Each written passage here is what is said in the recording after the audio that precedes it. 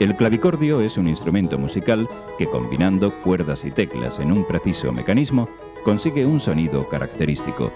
Usado por organistas y clavecinistas, debido a su interesante técnica de articulación, es rara la posibilidad de acudir a un concierto de clavicordio o contemplar los diferentes modelos. Raúl Martín es uno de esos músicos artesanos que, atrapado por la belleza formal y sonora de los instrumentos de tecla, se dedica a la construcción de clavicémbalos, espinetas y clavicordios.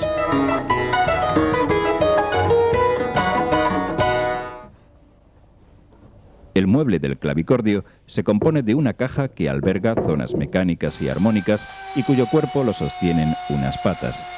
Por estas comienza la construcción del instrumento, a base de madera de pino tanto para los soportes como para el fondo y la base, que se adorna con molduras.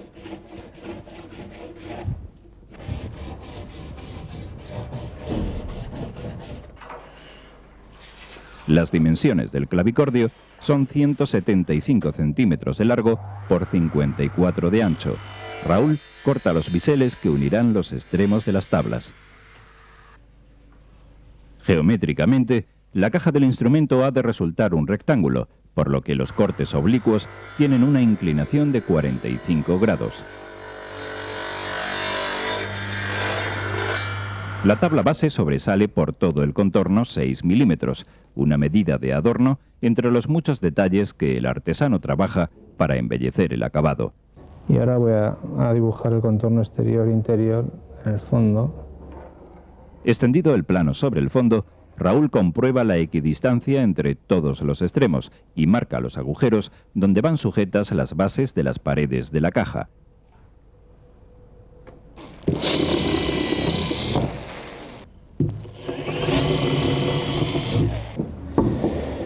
Pues estoy avellanando los agujeros que he hecho para sujetar la caja al fondo y así las cabezas de los tornillos desaparecerán y no se verán. En los biseles de las tablas, el artesano marca otros puntos que perfora para albergar posteriormente los tacos de haya que reforzarán la unión entre las paredes de la caja.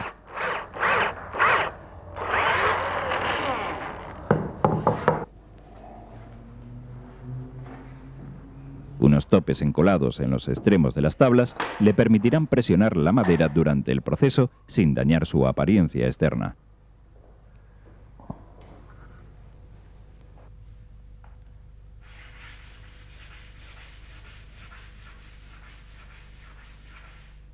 La madera francesa de tilo es la idónea para la preparación del panel del teclado del clavicordio.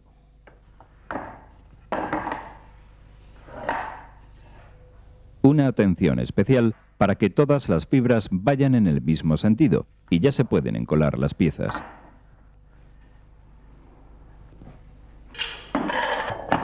El encolado deberá permanecer 2 o 3 horas hasta que se seque el pegamento.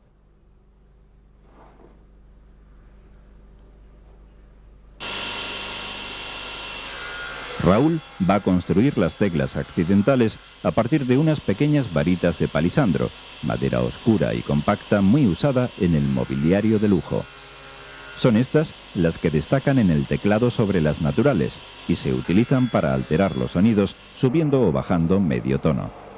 En el clavicordio, las teclas requieren un minucioso recorte de los bordes y un redondeado de los vértices, a fin de ser agradables al contacto con los dedos.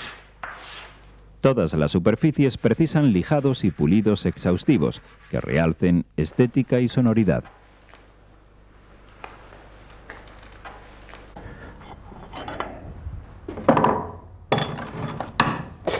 Bueno, vamos a ver, esto estará ya seco, han pasado ya unas cuantas horas. Vamos a quitar los gatos y a limpiar un poco el panel.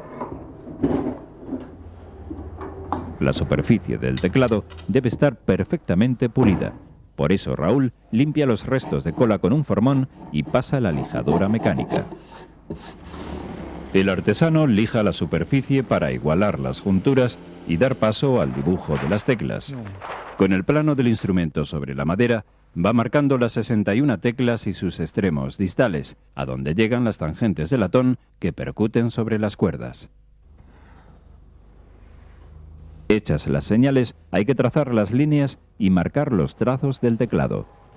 La madera usada es tilo, dada su estabilidad, la escasez de nudos y la tradición, ya que era la que se utilizaba en la mayoría de los clavicordios originales conservados en los museos.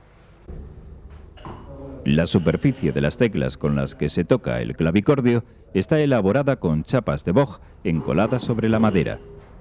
El ballestero es el dispositivo en el que, por medio de ballestas de madera flexible como el fresno o el pino, las chapas soportan durante horas la presión justa para encolar las piezas y poderlas rectificar si se desplazaran de su sitio.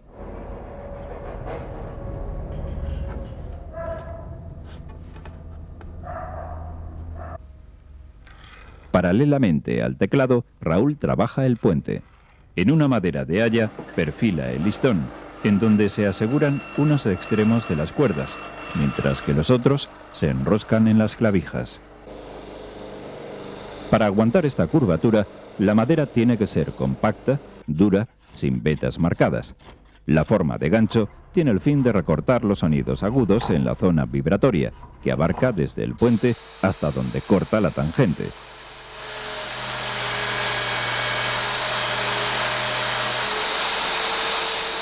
Ahora vamos a poner la madera.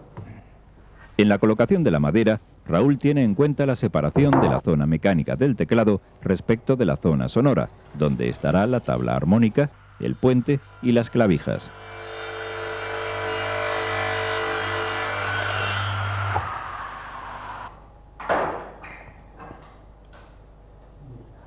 Antes de encolar, y para evitar sorpresas desagradables, los artesanos de la madera tienen por costumbre probar en seco los encajes de las piezas.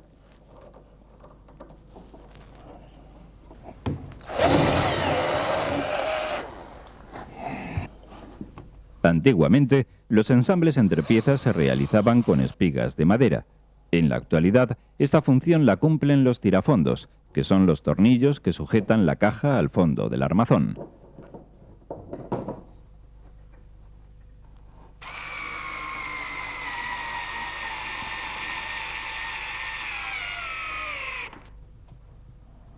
La cola es el adherente que refuerza la fijación de los tirafondos.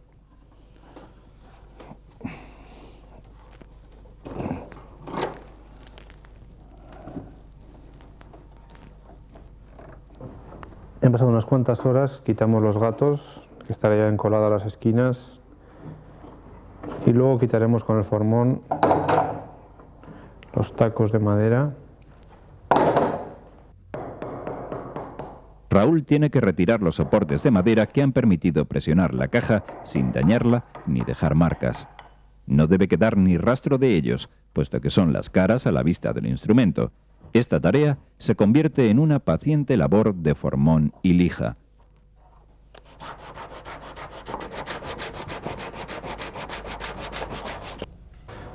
Vamos a encolar ahora la tabla armónica, parte bastante importante del instrumento, que realmente es como si fuese la piel de un tambor, que es la que vibrará y producirá los sonidos.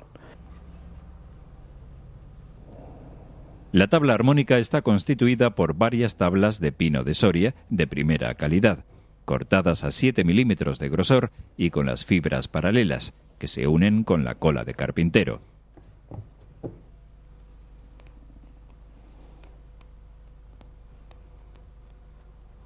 En su disposición es muy importante respetar el orden de las fibras y trabajar cuidadosamente el secado bajo la presión de un entramado de gatos y sargentos.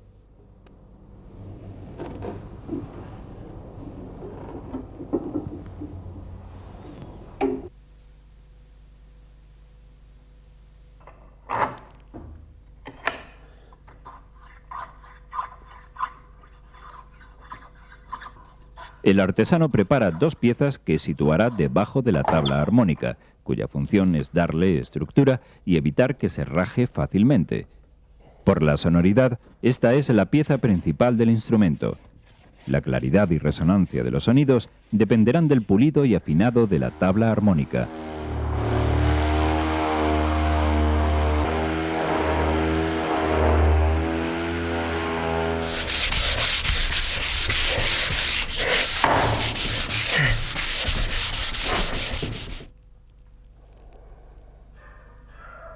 El puente, con su forma característica, va sujeto a la tabla armónica. Primero se aseguran y despuntan unos clavos que servirán de guías, y luego se encola como el resto de las piezas.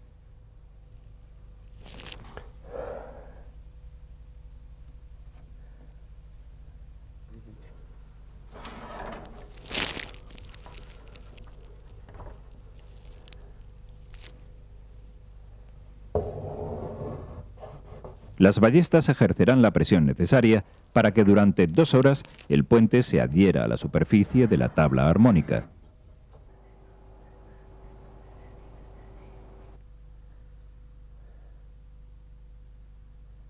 Un procedimiento semejante reciben las barras inferiores de la tabla, las que hacen tope en el encaje e impiden su desplazamiento.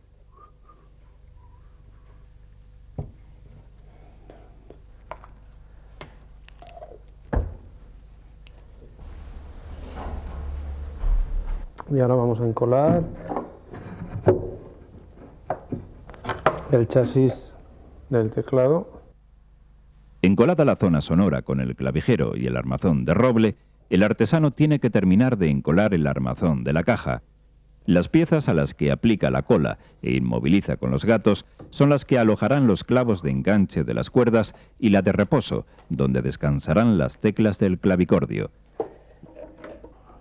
Una vez que la cola se ha secado, continúa la labor.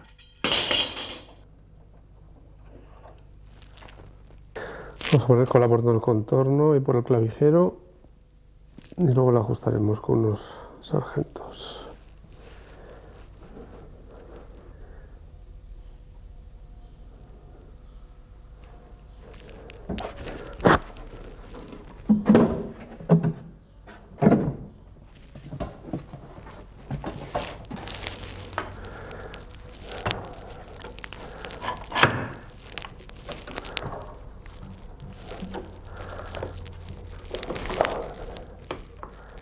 Otra espera de 3 horas hasta el secado, que el artesano aprovecha para puntear los agujeros de los clavos. 122 son las cuerdas que forman el clavicordio. Raúl tiene que marcar sus respectivos agujeros con el punzón, siguiendo la pauta del plano, y perforarlos con un taladro especial.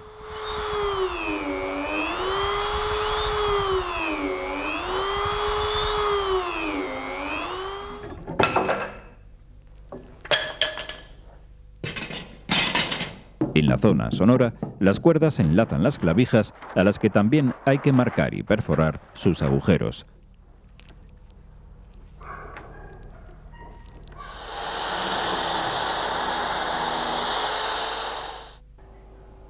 Terminada esta puntillosa labor, el clavicordio estaría listo para recibir unas capas de barniz. Voy a numerar primero las teclas para que cuando las corte una por una luego no se mezclen.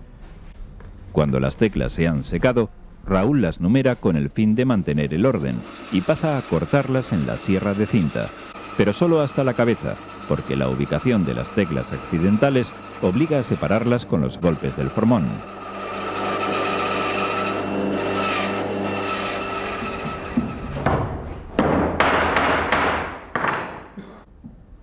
El proceso de elaboración de las teclas es lento y necesita una dedicación exclusiva. La cantidad y calidad de los detalles, así como las herramientas que se utilizan, convierten la tarea en un trabajo de marquetería.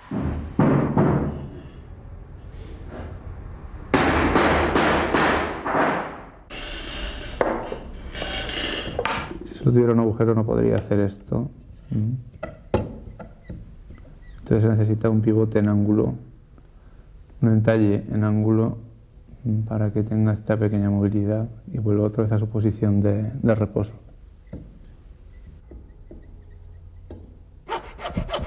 Raúl trata cada pieza con minucioso detalle. Las muescas y los motivos ornamentales están inspirados en los originales encontrados en los antiguos clavicordios ibéricos del siglo XVI.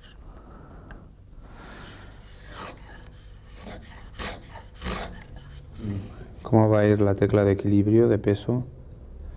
Y colocamos esta tangente de latón, que es la que irá aquí en vertical y producirá el sonido en la cuerda. De momento lo vamos a dejar simplemente aquí encima. Los pesos que utilizan para nivelarlos oscilan de 3 a 5 gramos. Raúl las desbasta hasta conseguir un teclado ligero y sensible al tacto del clavicembista.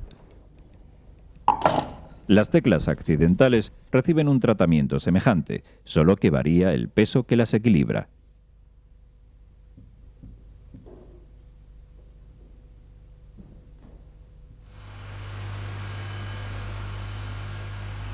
La caja del clavicordio ya ha sido barnizada y la estructura interna de ejes está distribuida para colocar las teclas.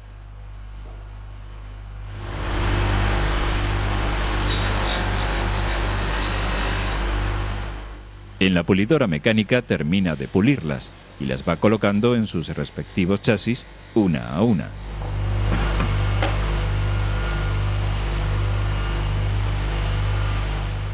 Y cuando pongamos las cuerdas habrá que ver si coinciden. Habrá que colocar las tangentes de latón y coincidan bien en las teclas. En el teclado, Raúl ha cambiado el antiguo encaje de hueso por un sistema de ejes verticales con un fieltro que atenúan el ruido de las teclas al ser articuladas en la barra de reposo. Bueno. La madera es una materia viva. Los cambios de humedad, los movimientos en la caja, circunstancias todas ellas que afectan al teclado y la afinación y que hacen del clavicordio un instrumento en constante revisión.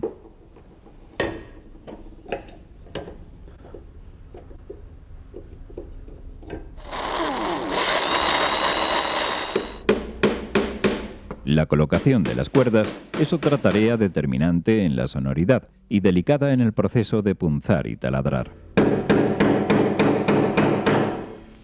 El puente no puede ser golpeado directamente, porque se rompería la tabla armónica sobre la que se apoya.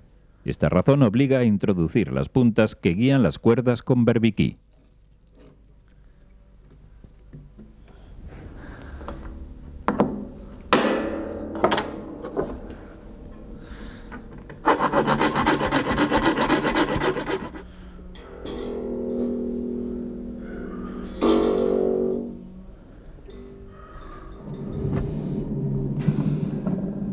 De entre los 11 grosores de las cuerdas, el mayor diferencia las graves de las agudas, que a su vez necesitan tangentes más gruesas. Las tangentes conforman el mecanismo de percusión del clavicordio. Estas pequeñas puntas de latón, que sobresalen de los extremos de las teclas, golpean las cuerdas, produciendo los sonidos.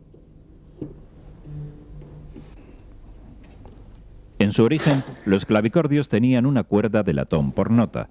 Con la ampliación de las cajas de resonancia y la evolución del instrumento, a cada nota se le aplican 2 cuerdas de latón rojo muy dúctil, lo que dificulta la tarea del afinado, pero embellece considerablemente la sonoridad.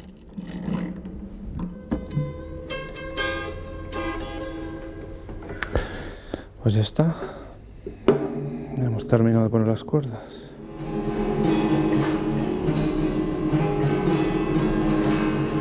La estructura armónica del clavicordio, con su entramado de teclas, cuerdas, tangentes y latones, está completada. Ya solo resta ultimar los detalles del armazón del instrumento. El clavicordio se cierra por su parte superior con una tapa de la misma madera de pino de Balsain, unida al cuerpo del instrumento por unas bisagras. Tapa que Raúl sujeta en los laterales con unos cordones para retenerla e impedir que se voltee, dando así el acabado formal del clavicordio. El buen sonido, la mecánica sólida y precisa agradable al tacto del clavicordista, la cuidadosa selección de los materiales y un proceso de elaboración esmerado evocan en los clavicordios construidos por Raúl Martín la fantasía musical del barroco.